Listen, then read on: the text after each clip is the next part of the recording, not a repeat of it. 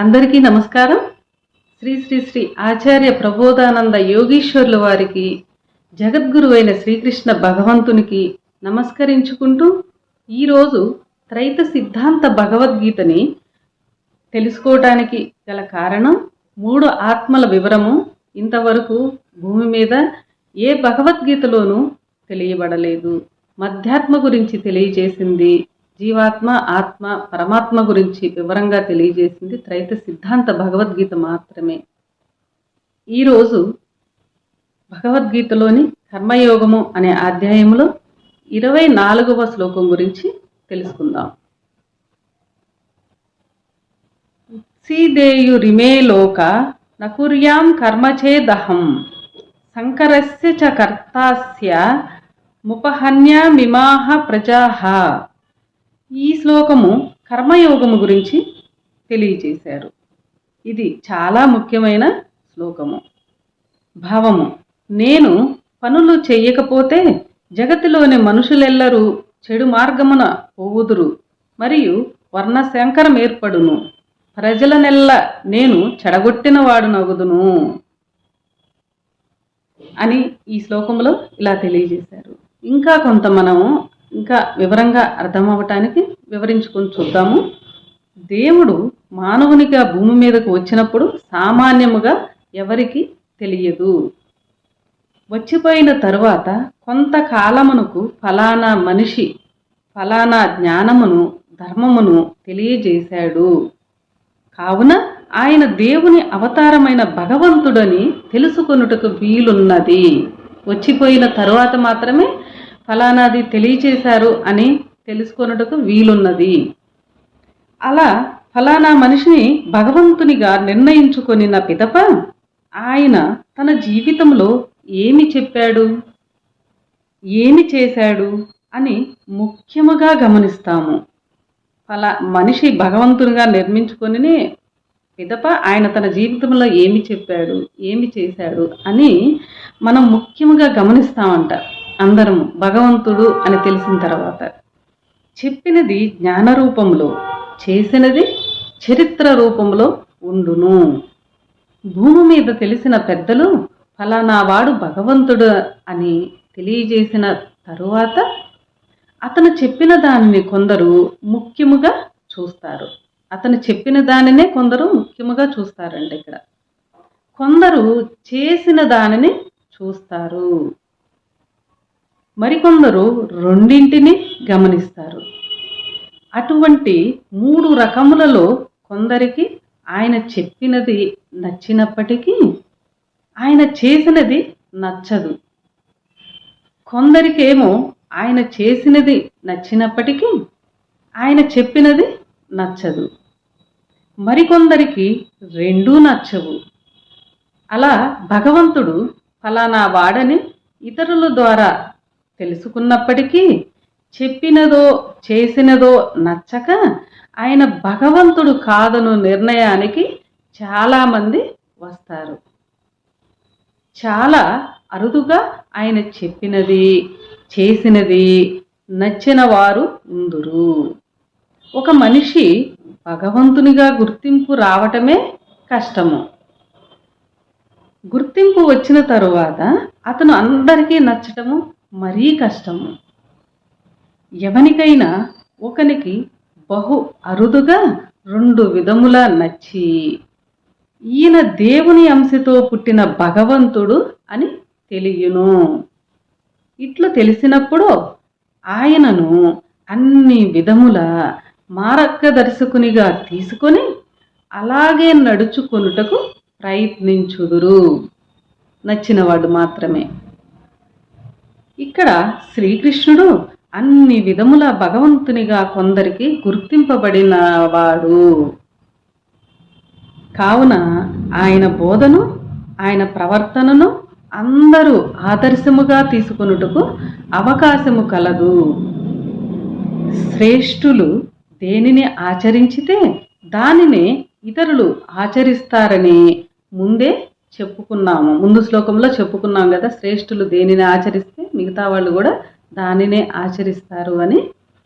అలా అన్ని రకముల శ్రేష్ఠుడు భగవంతుడే అన్ని రకముల శ్రేష్ఠుడు. కనుక ఆయన పనులు చెయ్యకపోతే మిగతా వారు కూడా ఆయనను అనుసరించి పనులు మానుకొనుటకు అవకాశము కలదు.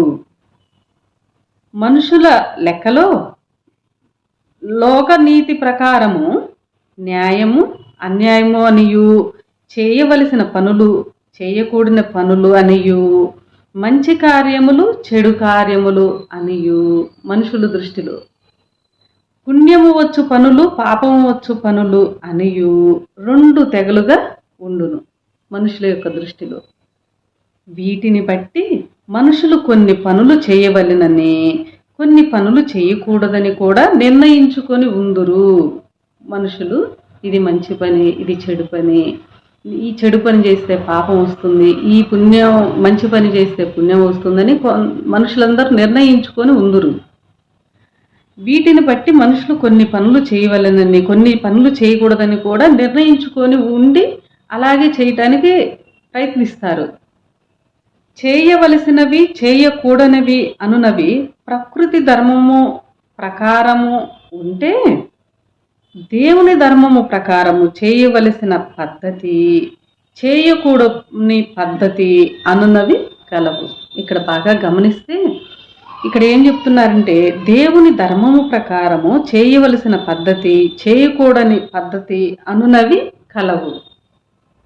దేవుని ధర్మమునకు ప్రకృతి ధర్మమునకు చెప్పుకోవటములో కేవలము కొంత తేడా మాత్రము అగుపించిన ఆచరించటములో చాలా భిన్నముగా ఉండును.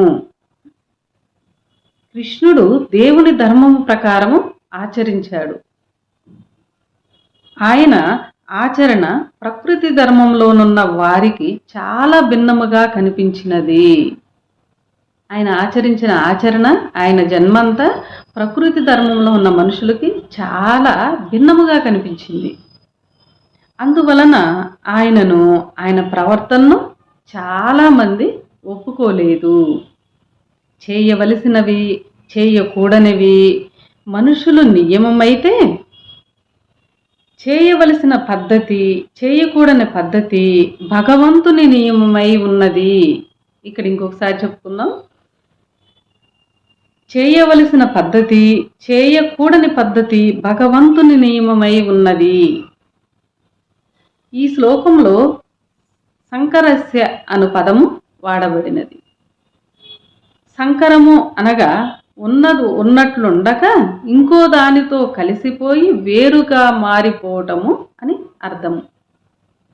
ఉదాహరణకు నలుపు రంగును ఎరుపు రంగుతో కలిపితే నలుపు రంగు మొదటి తన ఆకారమును కోల్పోయి వేరొక రంగుగా మారిపోవును. అలాగే దేవుని ధర్మం ఇది అని చేయవలసిన పద్ధతి ఇదని తాను చేసి చూపకపోతే దేవుని పద్ధతిలోనికి మనుషుల పద్ధతి చేరిపోయి దైవ పద్ధతి వేరుగా మారిపోవు అవకాశము ఉన్నది.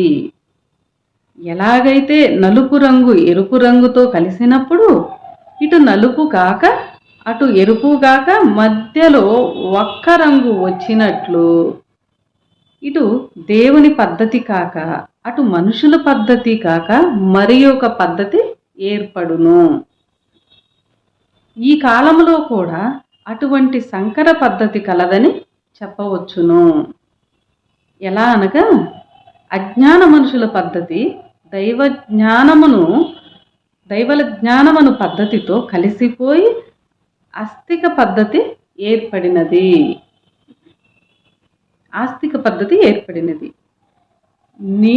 మీరు అటు అజ్ఞానులు కాదు, వీరు ఎలా అంటే వీరు అటు అజ్ఞానులు కాదు ఇటు జ్ఞానులు కాదంట.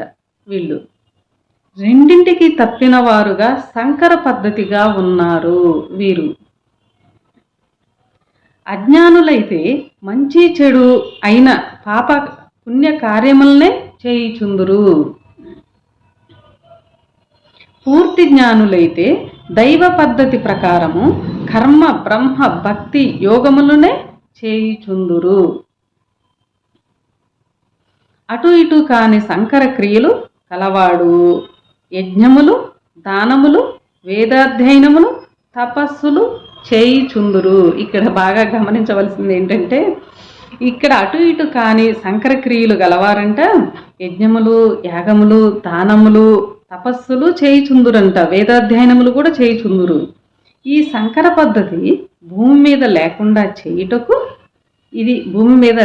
చేయుటకు పై 4 క్రియలను దేవుడు తెలియబడనని తన బోధ అయిన గీతలో భగవంతుడు చెప్పాడు.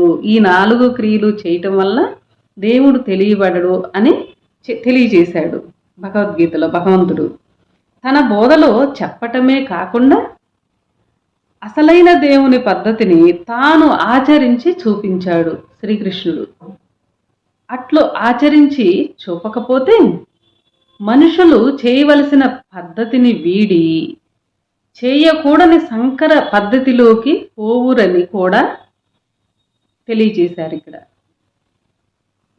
ఎప్పుడో అరుదుగా భూమి మీదకు దేవుని అంశ అయిన భగవంతుడు వచ్చి తాను స్వయముగా పనులు చేసి మీరు కూడా నా పద్ధతి ప్రకారము నడుచుకోమని చెప్పిపోగా ఆయన అజ్ఞాని వలె ప్రవర్తించాడను వారు కూడా లేకపోలేదు. అట్లు మాట్లాడువారు అర్థము చేసుకొనున్నట్లు కూడా చాలా శ్రీకృష్ణుల వారి పద్ధతులు చాలా ఉన్నాయి. ఎలా అనేది వచ్చే శ్లోకంలో ఇంకొంత వివరించి తెలుసుకుందాం. అందరికీ నమస్కారం.